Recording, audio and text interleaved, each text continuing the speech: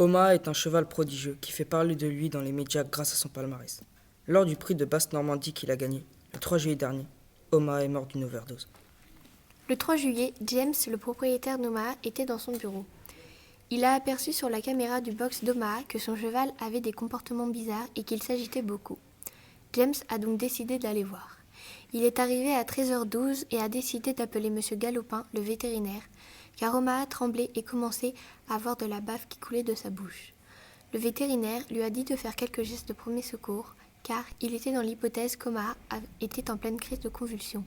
Quelques minutes après, à 13h23, Omaha est tombé par terre et ne bougeait plus.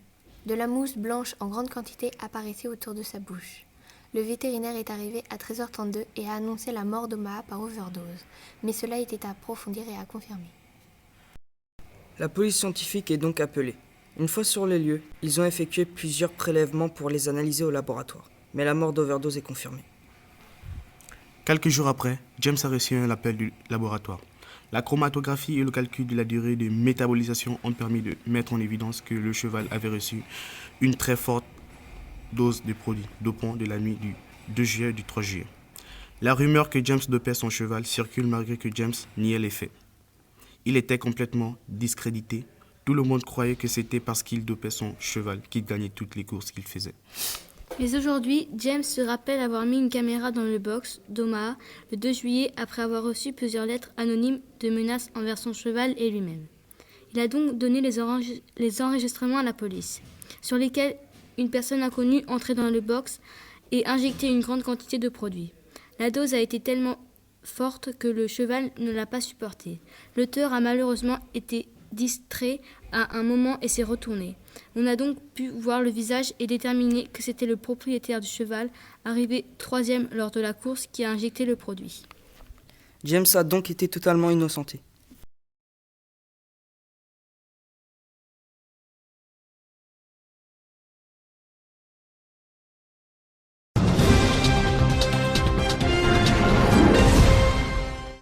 Bonsoir, nous sommes le 6 juin 2014, il est 19h30, tout de suite le Flash Info avec Paul McCain. Ici Paul McCain en direct de Longchamp. L'hippodrome est bouleversé par un événement atroce. Le talentueux et prometteur cheval D-Day, appartenant au richissime Jean-Richard Duroc, était découvert mort il y a moins d'une heure dans son box, la gorge tranchée, mais dans une flaque de sang, quelques jours avant de disputer le prix de l'Arc de Triomphe. D-Day a fait un parcours quasi sans faute avec 18 victoires pour seulement 19 courses. Il était le cheval qui avait le plus de gains. La police scientifique vient d'arriver sur les lieux, ils sont en train de boucler la scène du crime pour y mener l'enquête. D-Day est-il mort à cause de son talent ou de son argent? Nous n'avons pas plus d'informations pour l'instant, nous vous tenons informés du déroulement de l'enquête. Bonsoir, nous sommes le 7 juin 2014, il est 19h30, tout de suite le Flash Info avec Jenna McCartner. Ici Jenna McCartner, en direct de Longchamp. La police scientifique a analysé entièrement le box du cheval d'idée. Aucun indice n'a été laissé à l'abandon. Les analyses ont révélé qu'il y avait la présence de 2 sangs dans le box de Diday, du sang d'origine humaine et du sang d'origine animale. Il s'avère que le sang trouvé sur la porte du box ne soit pas le sang de Diday, mais bel et bien celui de son meurtrier. Pour le moment, le principal suspect est le soigneur de l'animal. Il est le dernier à l'avoir vu vivant.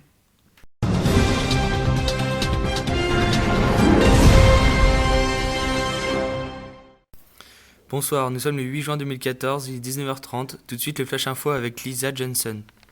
Ici Lisa Johnson, direct de Longchamp. La police scientifique hier dans la soirée a trouvé un faux ongle dans la bouche du cheval D-Day, mais aussi des traces de pas de chaussures à talons autour des écuries, ce qui veut dire que le meurtrier s'avère être une meurtrière.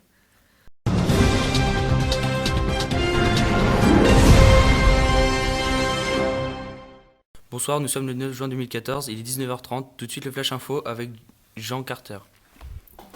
Ici Jean Carter en direct de Longchamp. C'est aujourd'hui que l'affaire portant sur le meurtre de Diday se termine.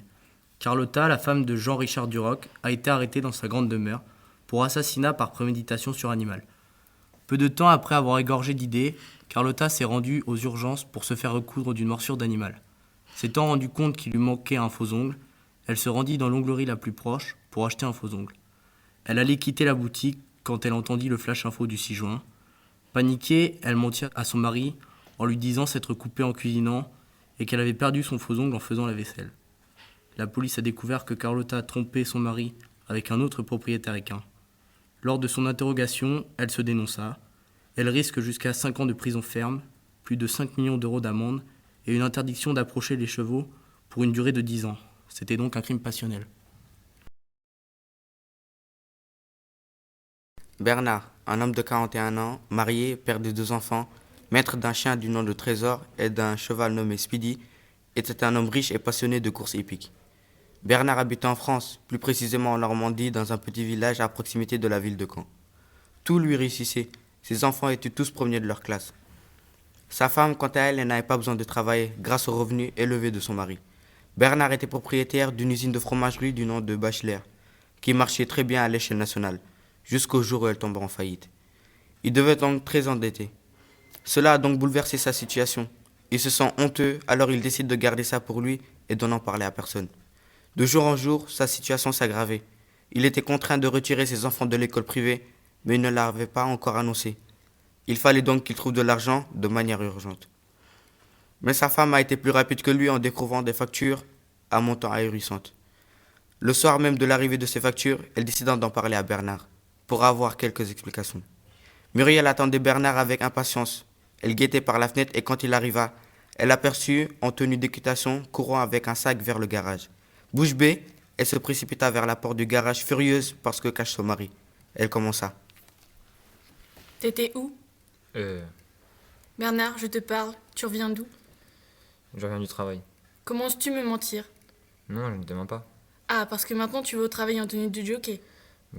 En fait, comme j'ai fini plus tôt, j'en ai profité pour me monter Speedy. Quel sale menteur. Tu n'as pas honte ? Comment expliques-tu ces factures ? Laisse, chérie, je vais tout expliquer. M'expliquer quoi ? Les factures parlent d'elles-mêmes. Comment as-tu pu me cacher ça ? Cela va bientôt faire 1 mois que tu ne travailles plus. Tu es endetté, nous sommes endettés. Tu es pathétique. Je comprends maintenant la raison pour laquelle tu as voulu retirer nos enfants de leur école privée. Mais tu ne peux pas comprendre. C'est qui me parle là ? La femme qui, après 13 ans de mariage, n'a jamais travaillé, n'a jamais contribué aux frais de la maison. Comment oses-tu dire ça ? Tu n'es jamais à la maison, toi. Sans moi, nos enfants auraient une mauvaise éducation. Tu n'es jamais là pour eux. Tu es omnibulé par ton travail. Tu es une pourriture. Bernard, qui étant submergé par la colère et touché par les paroles de sa femme, colla sa main violemment contre la joue de Muriel.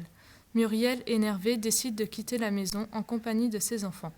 Après les faits, Bernard tomba en dépression. Il regretta son geste envers sa femme. Quelques jours plus tard, il trouva une solution pour récupérer Muriel et récupérer de l'argent. Alors il décida de tuer son cheval, afin de toucher l'assurance de Speedy. Mais comment va-t-il s'y prendre sans que personne ne s'en rende compte ? Il entendit vaguement parler d'une plante toxique qui pourrait condamner Speedy. Une semaine passa, il se procura la plante toxique appelée If. Le lendemain, il alla voir son cheval pour lui donner sa nourriture dans laquelle il y avait la plante.